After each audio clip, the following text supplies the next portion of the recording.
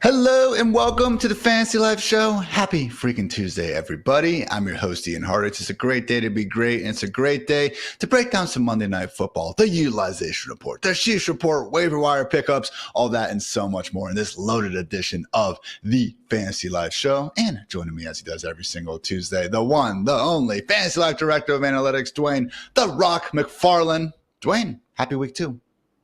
Happy week 2. And what a way to finish week 1, Ian. You know, the surprise. Oh, yeah, guys, CMC's not going to play, but apparently, like, the team already knew that since Friday. That was really awesome for fantasy managers to go into full scramble mode.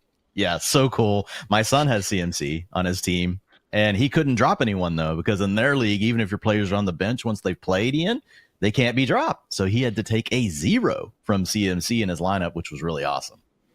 I know there were some people out there that didn't have that setting and they had to emergency start Allen Lazard and then somehow got absolutely graced by the fantasy gods. So hopefully that was you out there reminding me of the, Homelander meme, just like, oh, all right, worked out. Okay, Allen Lazard gave us 3 touchdowns there. So apologies if that did happen to you guys otherwise. But yeah, let's go ahead and kick things off with that very storyline. Jordan Mason, RB1 for the San Francisco 49ers. Looked fantastic out there. I mean, 147 rushing yards and a touchdown. Coulda, shoulda, woulda had a second score from 17 yards out, but fairly ticky-tack holding call on Deebo Samuel, who then ended up vulturing him from the 2-yard line a few plays later. Certainly a Sheesh moment there. But yeah, Dwain, again, just very surprising to get this. And, we obviously went through all the injuries on Friday, and Christian McCaffrey said himself on Friday when asked if there's any doubt that he was going to play, he simply responded no. And then to your previous point, yes, after the game, Jordan Mason did say that he was told on Friday evening he was to go out there and play.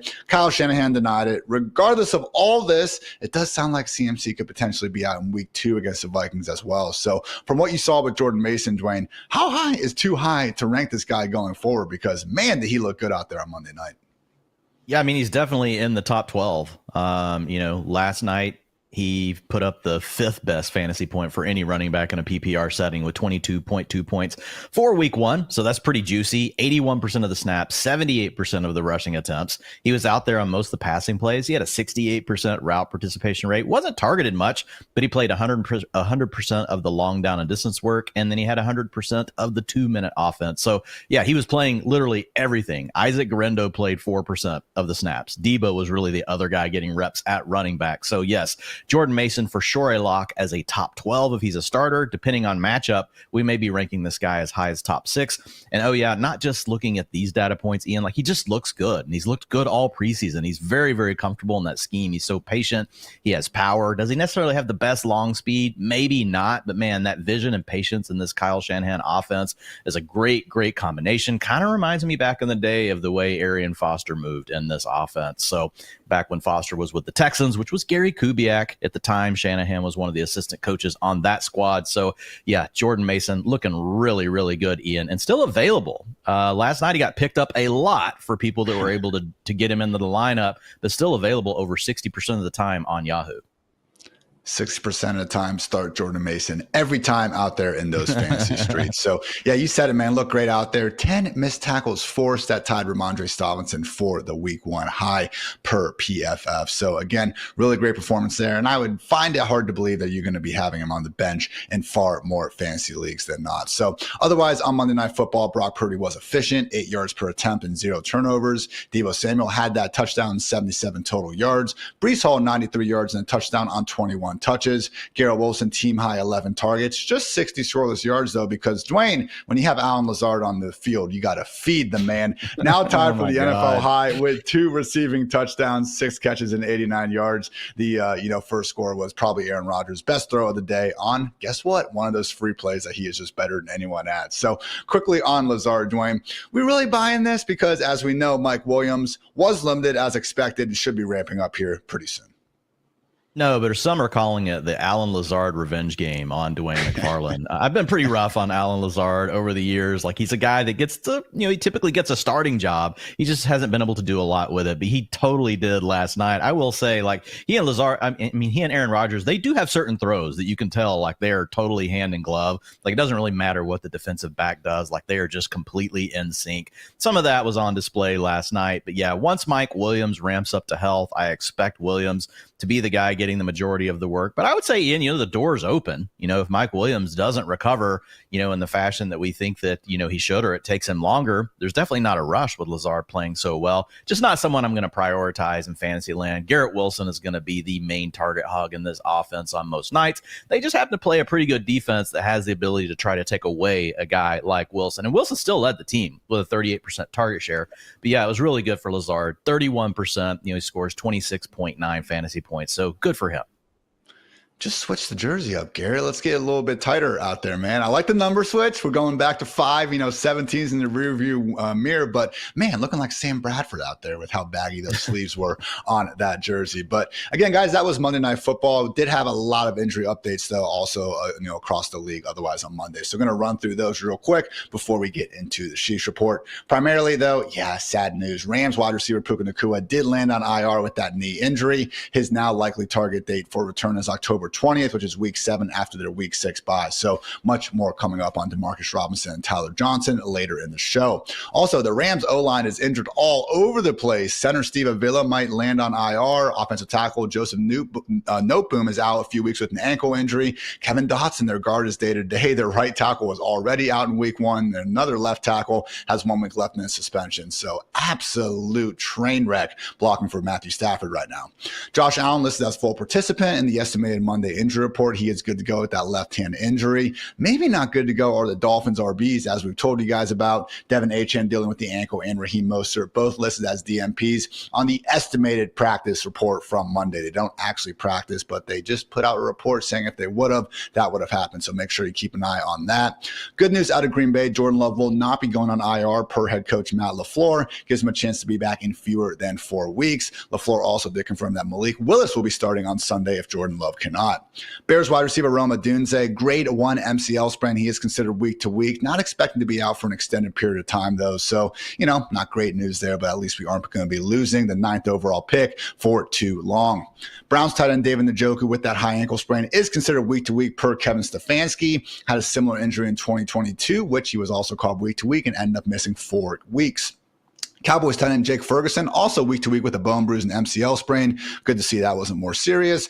John Harbaugh noted that they did not bring Derrick Henry to Baltimore to be a guy who gets 30 rocks, touches a game. Good to hear that now, John. Also, Chargers wide receiver Joshua Palmer, not expected to be suspended for getting in a fight.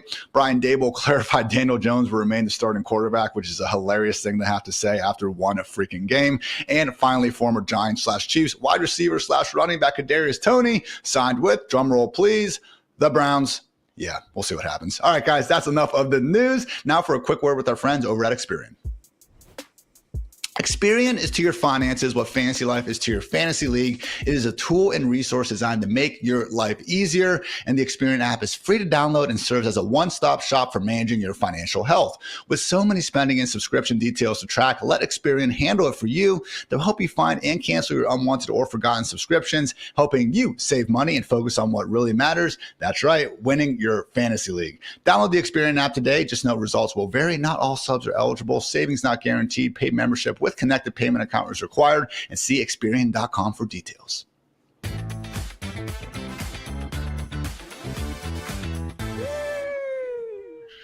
I'm not sure who they got to say sheesh there at the end, Dwain, but I like it. It's provocative. It gets me going, all right? So it is time for the Sheesh Report, everyone, presented by Mike's Hard Lemonade. Remember, hard days deserve a hard lemonade. So again, Sheesh Report, basically trying to look for all those tilting, near-miss moments, the beyond-the-box score stuff that simply leaves fantasy managers saying, you guessed it, sheesh. So Dwain, going to go through again some of these near-miss moments from last week, put a bow on everything week 1, and then get into some waiver wire pickups and utilization goodness ahead of week 2. And starting things off, we have unrealized air yards. And for those unfamiliar with the concept, we are literally just measuring the total distance the football traveled in the air on incomplete targets. So if I'm 50 yards downfield, Dwain throws me a perfect pass and I drop it. Guess what? That's 50 unrealized air yards. Goes to show you that, yeah, maybe these guys had a bit more fantasy-friendly opportunity than we might have seen from just looking at their final production in the box score. And man, oh man, Dwain, two guys standing out among the rest. Calvin Ridley at the top with 134 unrealized air yards. And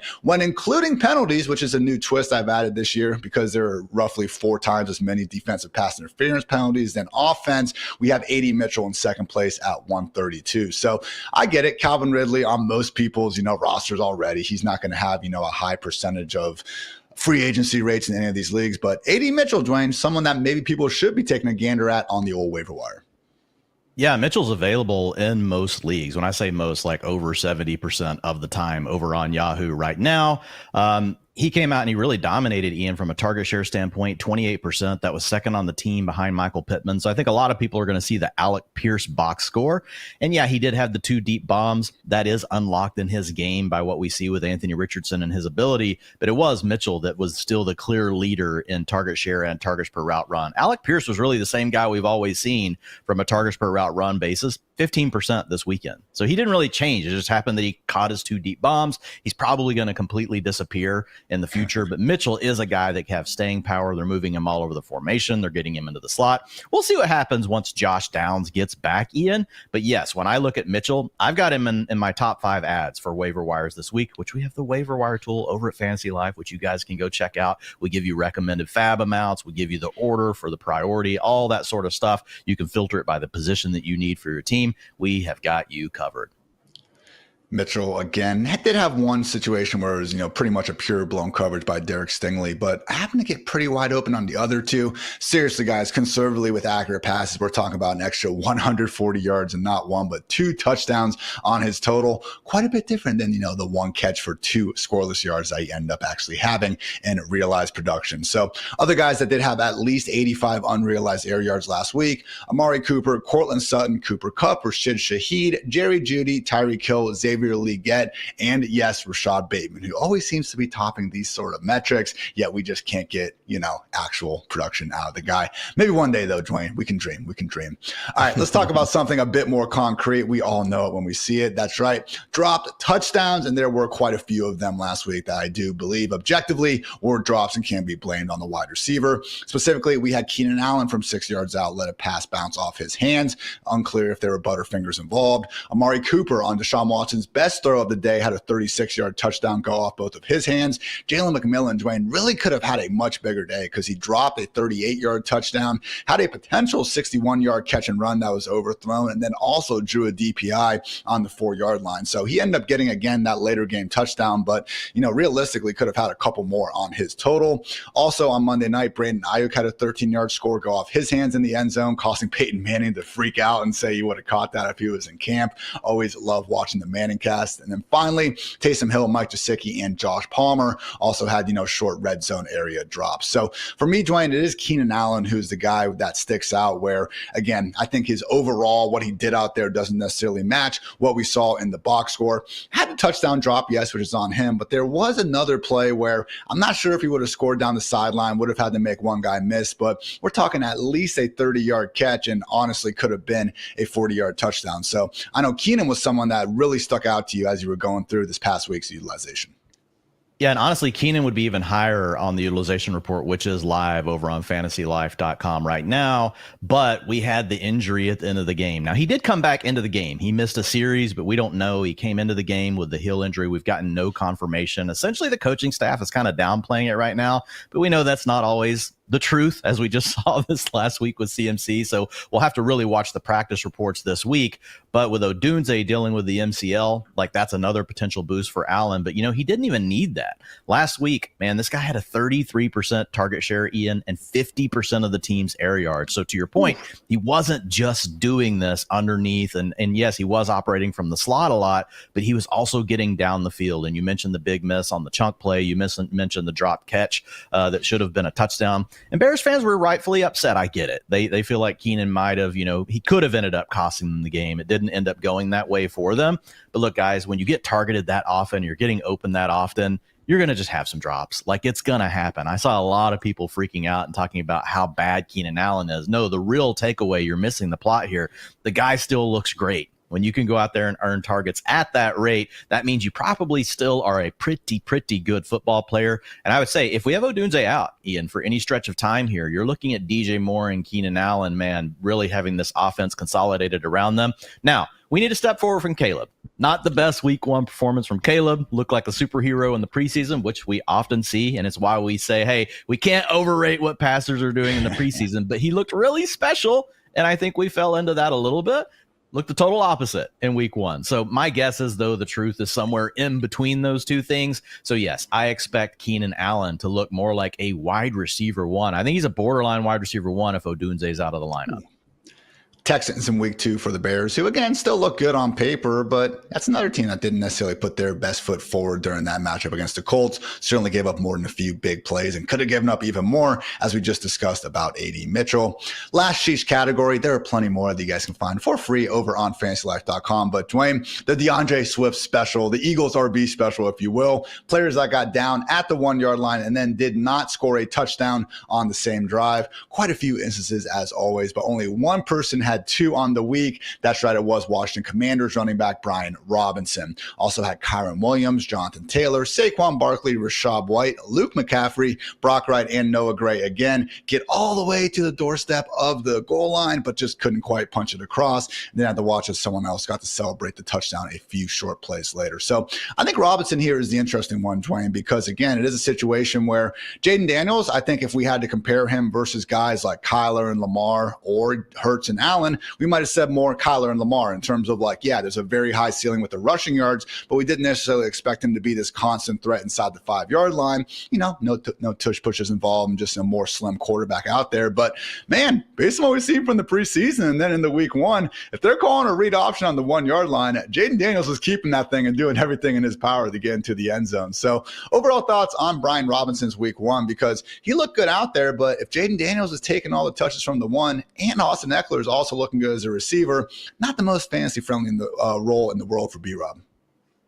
Yeah, I mean, I think still, though, it probably balances out to your point. I don't think Jaden Daniels still long-term is going to end up for the season looking like Jalen Hurts or like Josh Allen. Maybe. I mean, he's going to take some pretty big hits along the way, which the guy's already prone to doing. So I think that Robinson is probably still going to get his. To your point, you do have to worry a little bit about Austin Eckler here. So I think Robinson's fine. Like, he's still that low-end running back 2, high-end running back 3. You know, if you drafted him to play him as your running back 2 and you're really strong at wide receiver, you're going to feel fine about him. You're going to start him every week. But he does need an injury to Austin Eckler to truly, like, uncap, like, some big upside. The nice thing, though, is he does look also pretty good as far as like efficiency, just because now you have to deal with Jaden Daniels and Robinson, and teams are they're gonna cue in on that, Ian, and they're gonna decide they want to take away the big runs from Jaden Daniels. He had 88 yards rushing this past weekend. Jaden Daniels did. Now a lot of those were on scrambles. He wasn't as effective on the design rush stuff, but still, when teams have to worry about that, you know what that's done in the past for guys like Gus Edwards and how much it can open up the middle of the field. So yeah, I say Bijan Robinson Jr. still a low end running back 2, high end running back 3.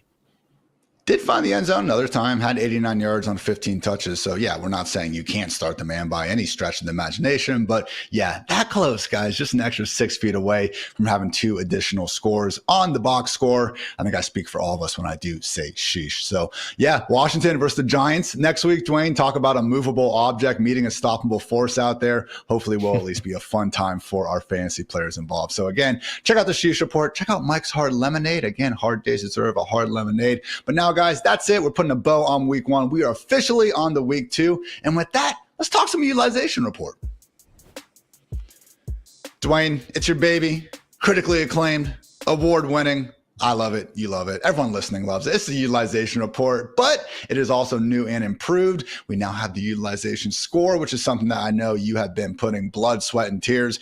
Literally, I mean this. There is probably blood, sweat, and tears on your keyboard after getting everything through this offseason. So talk about the utilization score and talk about why you are so excited about the possibilities that it now brings to the table. Yeah, so with the utilization score, guys, it's just one easy way for you to come in and see how good a player looks overall. What does their overall profile look like? Most of it is made up by their role. Like, how many snaps are they getting? If you're talking about running backs, we're talking about what percentage of the rushing attempts are you getting? We're talking about how often you're on the field for passing down. So all the things that we talk about, we've gone back and we've done all the research and we've looked to see what things matter the most and are the most predictive for scoring fantasy points in the future, with a major focus on week over week and rolling 4 weeks over 4 weeks, because this is really meant to be something that helps you dramatically during the season. Now, the other thing we're doing, Ian, is we do acknowledge that you also have to be talented to take advantage of those opportunities. So that's a little bit of a twist here. So fantasy points do get some weight as well in the way the utilization score works. And one thing you can think about is like, so expected fantasy points, that's something else you hear in the industry. That just literally takes all the carries a running back had from the different yard lines on the field, and it plots them against, okay, what have running backs historically done? And then it says, did you go above or below the average? So that's great. Like, that works. Expected fantasy points are really good. It does the same thing for your targets. The difference with the utilization report, Ian, is we're also looking at the player's role from a standpoint of the percentages. Like, how often were they on the field inside the 5? Maybe the quarterback opted to a pass play instead of a run play. So we're capturing some of those other critical elements that help us better forecast what's going to happen in the future. And yes, it did come out. Our benchmark was we want to be better than fantasy points. Can we predict next week's fantasy points better than just using fantasy points? And the answer was yes. It's also a much more stable stat week over week, as well as rolling 4 over 4. So yeah, I am super, super excited. And if you don't care about hearing me nerd out around all these snap shares and route participations, then you could just say, you know what? I don't need Dwain. Let's just hit mute. Let's go check out the utilization report. You look at the utilization score, and it's going to give you everything that you need. And you can easily sort it for the season. You can compare players. You can go look at historical seasons and also see how they compare to the other top performers. So yeah, I'm pretty excited.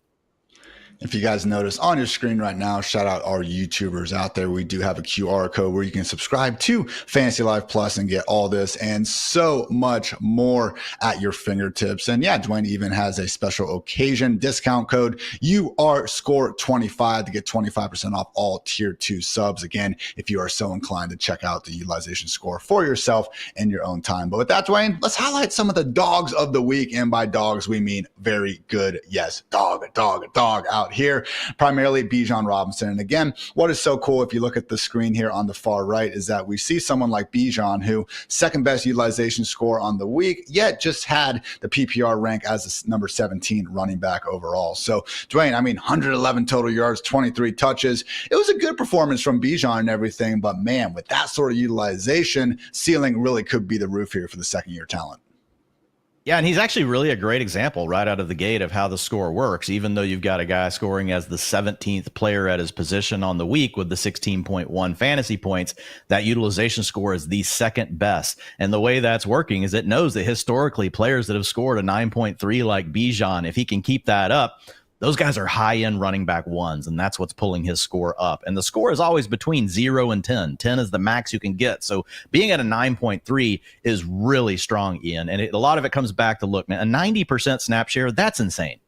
That's insane. I mean, we were at one point, like 2 or 3 weeks ago, worried, okay, is Tyler Algier going to get 40% of this work here, because we were getting some beat reporter, rumblings coming out of camp or coming out of, early preseason work. No, Bijan Robinson is getting all of the work here. So yeah, if you can somehow pry him away from the league manager that has him, and it's not going to be easy, guys. We're not saying it is. That whoever took him in the top 5 picks. But there's definitely a lot of meat on the bone here for Bijan. And if you were the person that took Bijan Robinson, you're not letting go. There's no way that you're letting Bijan be pried from your hands. This is a guy, Ian, that has a chance to be the running back 1 overall, especially with the health concerns right now around CMC. Bijan might be this year's CMC. And what I love to see out of the Falcons, too, if you guys notice, Bijan had 90% snaps, Tyler Algier at 18%. You might be saying, well, that doesn't add up to 100%. What the hell is going on here? Well, that's because they were actually getting creative enough with Bijan's usage to give him a handful of snaps in the slot or out wide. Yes, Devin Achane led the week with 14 such snaps, but tied for second, Bijan Robinson, DeAndre Swift, and Austin Eckler. Great to see the Falcons fully tapping into, again, all the different talents that Bijan brings to the table. Now, Dwain, want to move on over to a wide receiver, someone who happened to be the wide receiver 1 overall, at least on a per game basis, in both the 2021 and 2022 seasons. And yeah, it turns out 21 targets and 2 rush attempts is going to get you a pretty good utilization score. Talk about Cooper Kupp and what the expectations are moving forward, especially now with Puka Nacua missing at least the next 4 games. Yeah, man, never leaving the field on passing plays, 100% route participation. And this is something we've seen from Kupp in the past when he's been healthy. It's something we've seen from Sean McVay. It's something to remember, guys. We're seeing with Zach Robinson right now with Drake London and Kyle Pitts. So let's not freak out. These guys actually know we should probably have our best players on the field. It's like the opposite of what you get with Arthur Smith, who thinks you win games by using multiple formations and getting your backups on the field. So sorry, Arthur Smith, you always have to catch some strays. Those are just the rules of the Fantasy Life show, so you're going to have to live with it. But yeah, when you look at Cooper Kupp, Ian, man, I titled it this way in the utilization report. Cooper Kupp is still Cooper Kupp. Like, that's all you really need to know. A 44% target share, 51% of the team's air yards in this game. And the other thing that's happening behind the scenes, and some of these columns will change for you guys. We have some updates coming to the utilization report.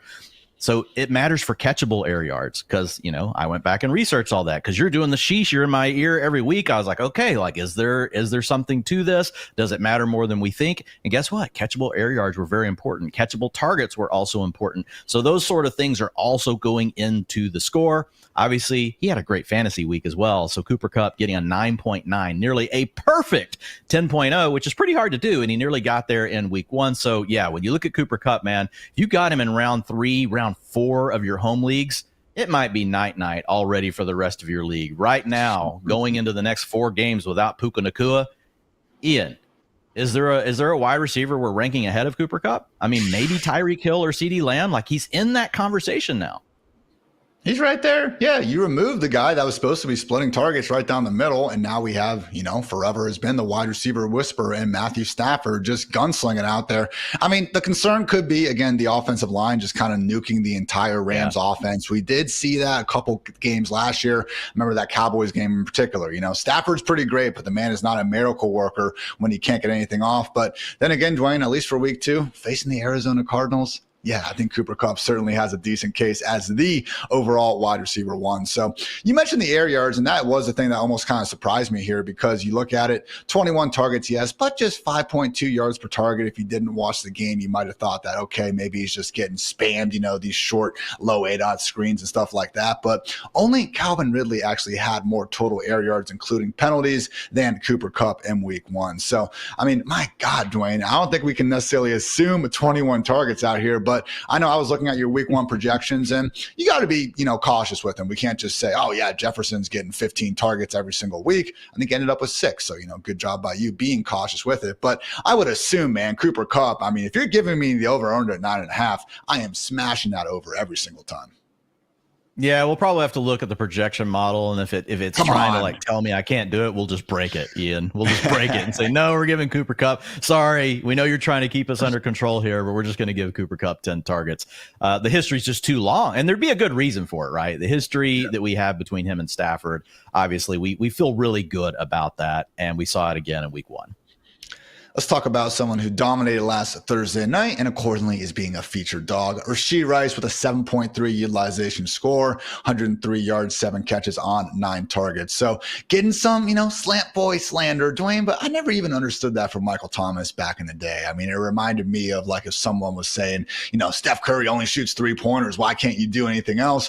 I don't know. Maybe stop the thing if he's so freaking good at it. And if it's so obvious, then it shouldn't be so hard for defenses to catch on to. But regardless, man, talk about what we saw out of Rashee Rice and how great it was because, again, it wasn't like we necessarily saw him be this full-time player from week 1, you know, at the get-go last season as a rookie. Yeah, and I mean, the other thing you can look at, we've got several players that are in this range where their ADOT is between like 5 and 8 yards, and they just get completely spammed in the middle and underneath areas of the field, and then they occasionally hit the big plays. Amon-Ra St. Brown is one of those. Cooper Kupp, a player that we just talked about. Cooper Kupp sets up stuff underneath all game, and then will hit you on that deep crosser. So Rashee Rice has all of that in his bag as well. You get to play with Patrick Mahomes. He had a 7.3 utilization score this week. And you look at that and you're like, wow, that's not that great. Because you just saw Cooper Kupp at a 9.9, guys. It's pretty hard to have a 9.9. But Rashee Rice, I will say the one thing here, right? He comes up with the number 13 utilization score for the weekend, despite the fact that he was only out there for 77% of the team's passing plays, 77% route participation, but he was earning those targets, a 33% target share, 78% of those targets were catchable targets. So he's in a really good situation and a really good offense. Yes, he has some target competition between Travis Kelce. We're going to get Hollywood Brown back at some point. Xavier Worthy is also looking really good, but it's also Patrick Mahomes and the Chiefs and Andy Reid. They're a pass-first offense, and the ceiling every week is they could throw for 350 or 400 yards with Patrick Mahomes, so you're just not going to worry about it. The one thing that kept like this score at a 7.3 instead of getting closer to what we saw from Cooper Kupp, though, was the route participation. If this guy gets up to 85, 90, 95%, Ian, right now I've got him as a borderline wide receiver 1, which you're already elated, guys. You drafted Rashee Rice in home leagues between rounds 5 and 7. Okay? Yeah. You've already got a borderline wide receiver 1 on your hands. Maybe you drafted him and Cooper Kupp together and you're just doing a mic drop right now, just like walking away. You took Bijan in round 1. You got these 2 guys on your team. Like, you're feeling really great. But if he somehow gets to that 85, 90% route participation, which we saw him do late last season, he's going to be a mid-range wide receiver 1 that you drafted in round 5. So you should be very happy no matter what with Rashee Rice, but just realize there's room for his role to grow and for him to be even more valuable in fantasy in the coming weeks. 7 of those 9 targets last week were deemed to be first read looks by PFF. So, yeah, again, Patrick Mahomes in several instances was getting the snaps and looking right to Rice's way. Dwain, I have these numbers pulled up right now. Out of Cooper Kupp's 21 targets, how many do you think were first read of, looks? Oh, probably 18. I mean, the average for the league is 70%. 18. That's ridiculous.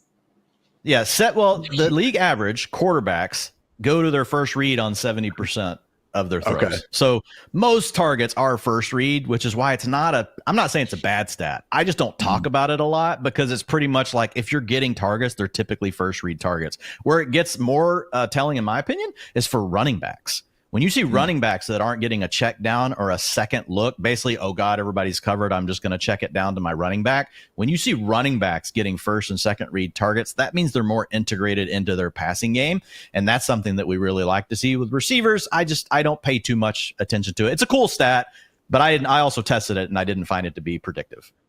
That's just wild to me, though, because Courtland Sutton had 10 first read targets and nobody else was over 8. So that means that Cooper Kupp literally had twice as many first read targets than anyone in the league other than Courtland Sutton. So again, guys, Bijan Robinson, Cooper Kupp, Rashee Rice, dog. But Dwain, there were also some other players that were really popping out. So rapid fire utilization report, dogs. The floor is yours, my friend.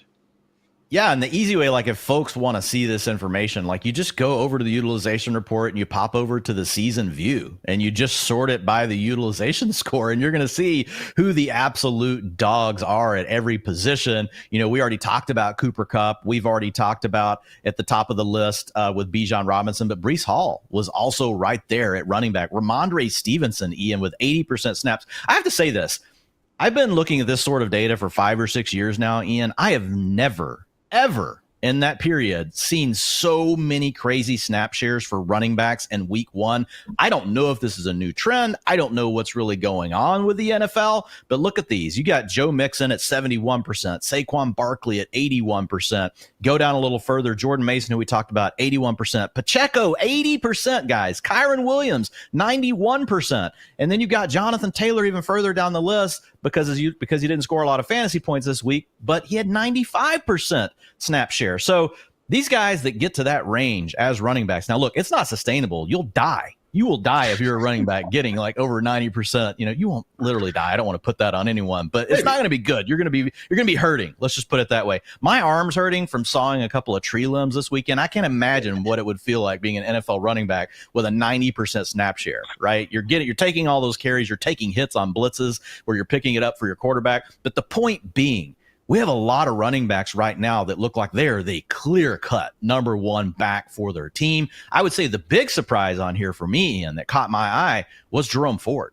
Jerome Ford coming in at the number 4 utilization score for the week. We were a little worried that Deontay Foreman might steal those carries inside the 5-yard line.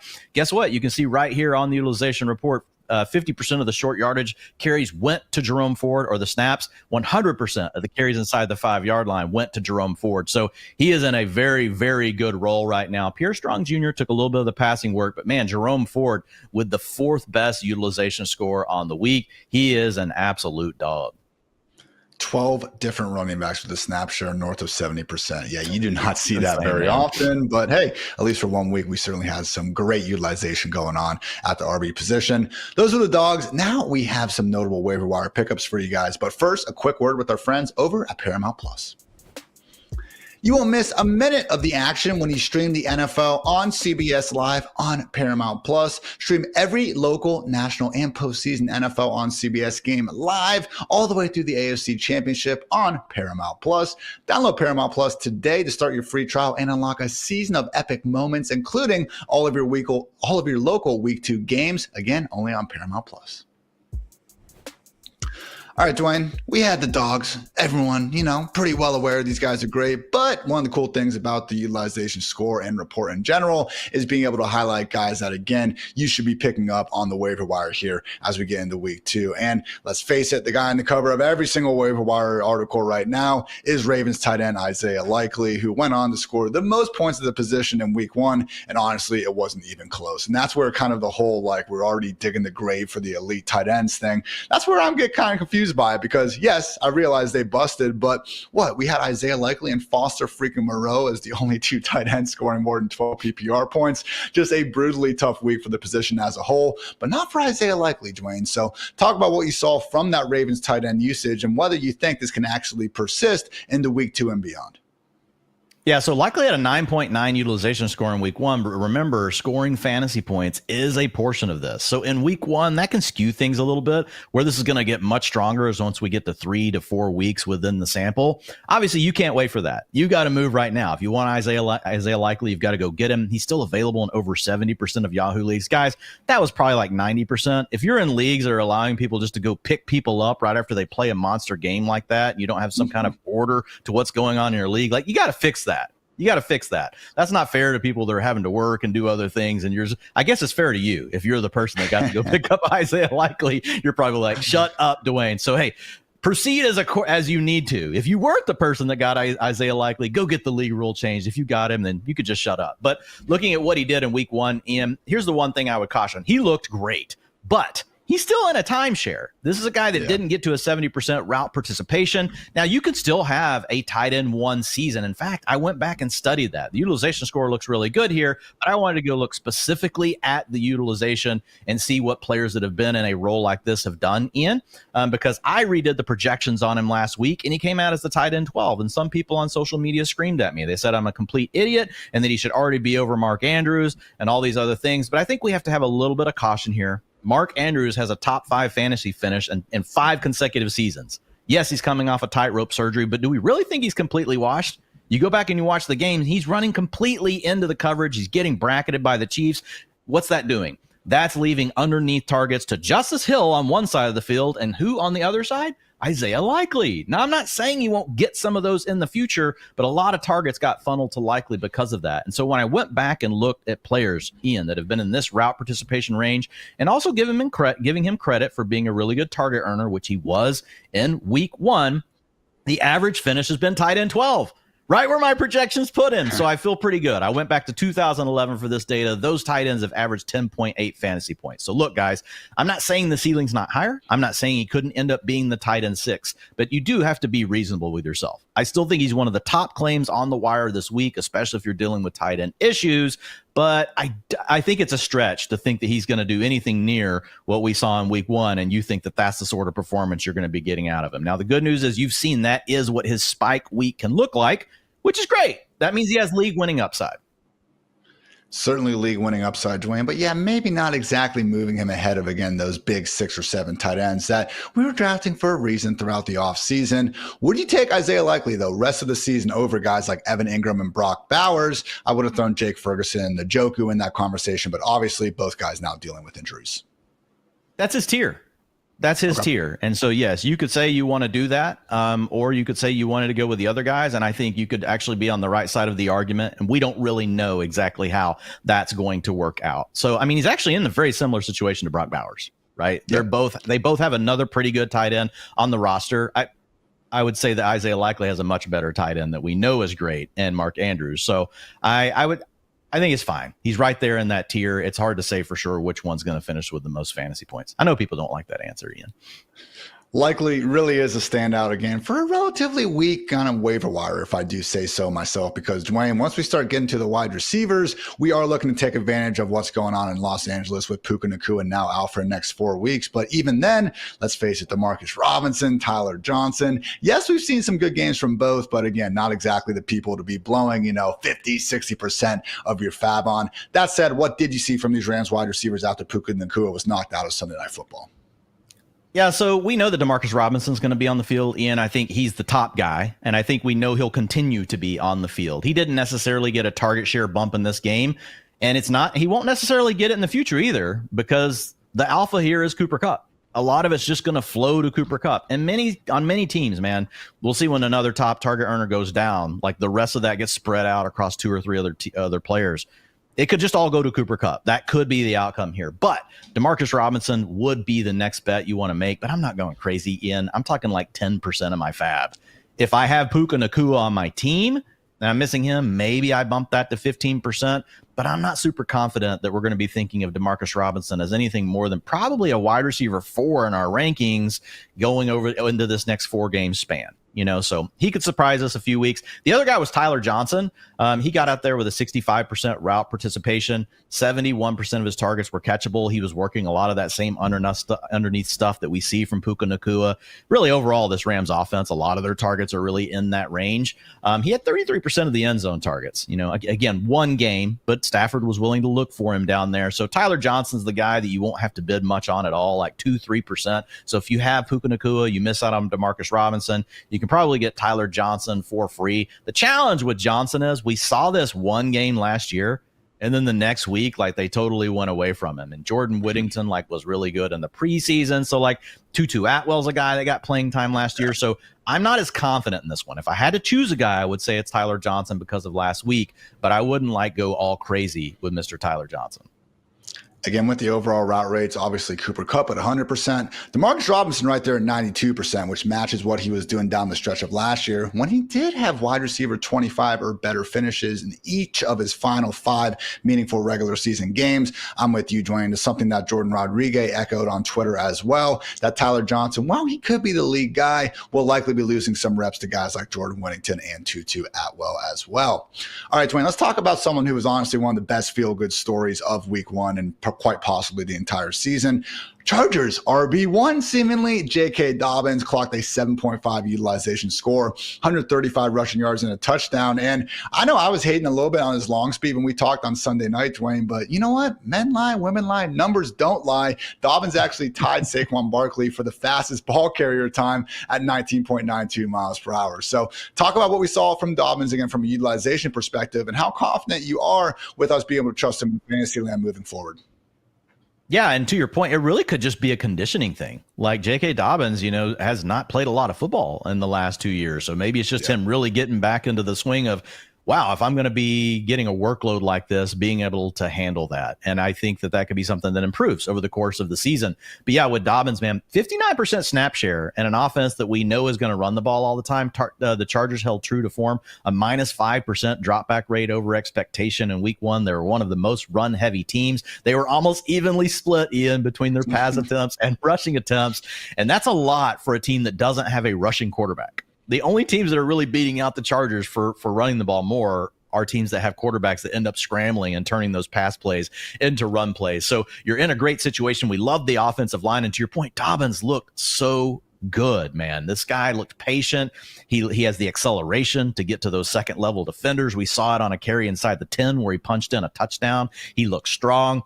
But again, the utilization, 59% of the snaps. He was close in the share as far as rushing attempts between him and Gus Edwards. Gus Edwards actually slightly edged him out 44 to 40%. But again, those passing downs, man, 59% route share to J.K. Dobbins, matching his snap share, where Gus Edwards was only out there 21%. So that's going to make J.K. Dobbins the guy that's going to be more stable no matter what the game script is. You're leading, you're close, you're trailing. We know that they're not going to take him off the field for those passing downs, and he's going to have an opportunity to get some of those targets as well. And man, when you just put it all together, like J.K. Dobbins right now, man, he's available in 50% of Yahoo leagues. So some of you are sitting here listening to this going, Dwayne, you're an idiot. There's no way he's available. There are leagues where this man is available. My question to you, Ian, is would you prioritize Isaiah Likely over Dobbins? I mean, depending on what my team look like, I think Dobbins actually might be the top ad of the week. If this dude ever gets to 60% of the carries in this offense and continues to look this good, he's going to be a running back one this year. Yeah, I would want Dobbins, again, just depending on what my tight end room looks like. But if I have someone like, a Kyle Pitts and Evan Ingram, I'm not overreacting. Give me the potential RB1 who I can slide into my flex or any of my RB spots throughout the year. But again, if you are looking at potentially 4 weeks without David Njoku, you got Jake Ferguson or one of these guys, then I think it does probably make more sense to go ahead and fill that hole in a hurry. But yeah, again, can't say enough good things about J.K. Dobbins. Just 10 carries, so these numbers are obviously a small sample size and obviously ripped off some big gains on some of them. But Dwain, I'm looking at it now in next gen stats, rushing yards over expected per carry. Dobbins is at 9.8, and the next closest running back is Aaron Jones, all the way down there at 2.8. So certainly, made the most out of his opportunities on Sunday, and looking forward to seeing much more of him. Now, one more veteran wide receiver to kind of close things out here. Cowboys number 2 wide receiver Brandon Cooks had a touchdown on probably Dak Prescott's best play of the day. Saw the zero blitz coming, had a free rusher, just calmly backed up, and then threw an absolute pearl into the corner of the end zone on a nice flag route from Cooks for 6 points. So kind of saw this last year, Dwayne, where Cooks was one of the more touchdown dependent wide receivers out there, but 6.6 utilization score, there's worse guys you can pick up than the number 2 wide receiver in offense that we certainly still expect to be scoring plenty of points. Yeah, I mean, he had the 23% target share, over an 80% route participation. We'd like to see that number closer to 90%. But we also know you're not going to have to play the Cleveland Browns every week. And we know that the Cowboys are hurting for who's their number 2 target going to be, especially with Jake Ferguson potentially missing some time here. So I do think that Brandon Cooks is a guy that can be valuable. I'm not in on him for like the rest of the season. I'm not going to go crazy, but he is available in almost 70% of Yahoo leagues. So if you took an injury to Puka Nacua, to be honest, I'm probably picking up Brandon Cooks over some of the other guys that we talked about earlier. And the one final name I'll just say really quick, Rashid Shaheed, available in 50% of Yahoo leagues. This guy was in motion 23% of the time at the snap. They are getting him all over the field. He seems to be the guy that they want to scheme looks up for. So I think Rashid Shaheed is locked into the wide receiver 3 conversation, and he is a top 3 pickup this week. You have J.K. Dobbins, Isaiah Likely, and Rashid Shaheed. Those are your must-add players. One of the higher unrealized air yards counts, even though he obviously hauled in that long touchdown to kick off the scoring on Sunday. So shout out Cooter Doodle, Rashid Shaheed. Make sure you go try to find him on that waiver wire as well. Guys, now we have some buy low candidates, but first a quick word to our friends over at DraftKings. Hey everyone, with the football season kicking off, it is the perfect time to dive into the action with our partners at DraftKings, the number 1 place to bet on touchdowns. And right now, all new customers who bet just $5 will instantly get $250 back in bonus bets and 1 month of NFL Plus premium on us. That is something we can all celebrate. Download DraftKings Sportsbook app today and sign up using our promo code FANTASYLIFE. The crown is yours. And stay in on the action. Use your $250 in bonus bets to bet anytime touchdowns on DraftKings. DraftKings is the place to bet touchdowns. If sports betting is not yet available in your state, don't worry. You can still join in on all the fun with DraftKings Daily Fantasy and have the shot to win cash prizes. Download the DraftKings Sportsbook app now. New customers use our promo code FANTASYLIFE and bet just $5 on any wager to get $250 back in bonus bets instantly. That's promo code FANTASYLIFE only at DraftKings Sportsbook. All right, Dwayne, buy low. That's right. We're talking about guys that maybe didn't have the biggest box score, but what we saw in the utilization makes us believe bigger and better days could be to come. So talk about Bills' potential wide receiver 1, Keon Coleman. Yeah, only rostered in 68% of Yahoo leagues. That should be 100%. You're playing with Josh Allen. You had a 90% route participation. You had a 23% target share. The fantasy points weren't quite there, Ian, and I know people want to knock Keon Coleman because they think he's just this contested catch artist. Guess what? That doesn't matter if your quarterback's willing to throw the ball to you when you're covered. We saw a deep shot down the right sideline of the field, a big play. We also saw a touchdown just missed by Keon Coleman. Didn't really pop huge in the utilization score because he didn't quite score score the fantasy points in week 1, which is pulling him down a little bit, but that's going to level out as we get more data points. So yes, Keon Coleman, you could have the wide receiver 1 in Buffalo, and people seem to be sleeping on it. How about Cardinals tight end Trey McBride, someone who has the 3rd highest utilization score, but just finished as the 10th highest scoring tight end in week 1? Seems like the sort of, again, combo we're looking to target here, Dwain. Possibly no one looked better just with pure underlying utilization score than Trey McBride in week 1. The man had a 30% target share, picking up right where he left off from last year. He had an 89% route participation. Those two numbers are both elite, and he obviously still gets a 7.7 utilization score, even though he only scored 8 fantasy points. Well, that's how, because those are absolutely astronomical numbers for a tight end. So people out there doing the fade on, oh, you shouldn't have taken an elite tight end early, they are completely wrong. Trey McBride is going to absolutely smash in fantasy land this year. If you can somehow pry him away from the other manager in your league that has him, you should do it. And finally, we have Bengals RB1 for now, Zach Moss. No, we're not completely giving up on Chase Brown, but Dwain, for at least the first 60 minutes of the season, this does look a lot like Zach Moss's backfield. Yeah, and the interesting part here, Ian, it was a trailing game script, which we didn't necessarily expect for the Bengals, but it made sense. Without Higgins, Jamar Chase had the flu/hold-in flu, whatever that was Jamar Chase had. It wasn't good for Joe Burrow and the rest of the team. But when you look at Zach Moss, the big thing here, man, almost 50% route participation, where we had Chase Brown down under 40%. So if you get into these games where you're trailing, we had a little bit of a worry. Would that limit Zach Moss? And he's only going to be the guy out there in early downs. Looks more like the guy that's going to be the pure lead back here right now. You mentioned it, Ian, only 60 minutes, but 65% snap share versus only 33% for Chase Brown. That puts him as the clear 1A. Actually, not the 1A. He's the clear 1, and Chase Brown is the 2 in this offense. So, yeah, that makes him a guy to target. People also, they're going to be down on him because, look, the Bengals look terrible, but we know they're going to be better once they get healthy. 2 years of evidence that when we do have Burrow, Chase, Higgins out there doing their thing, that this is a top 10 scoring offense. So again, was a gross week 1, but you know what? Maybe Jared Mayo learned a thing or two, working under Bill Belichick for all those years. Wouldn't be shocked if at least the Patriots on defense do continue to surprise people. So Dwain, any final thoughts you want to send out there? And again, people, please do yourself a favor and go read his utilization report live on FantasyLife.com right now. Yeah, just make sure you go and subscribe to Fantasy Life. 25% off, guys. Get in there on the tier 2 subs, and you're going to be able to see the utilization score, all this great data. But definitely go check out the article. It's up. It's live. You'll see lots of other nuggets. Titans backfield. We cover a lot of other things that we didn't get to on the show today. Again, it's UR score 25, right, Dwain?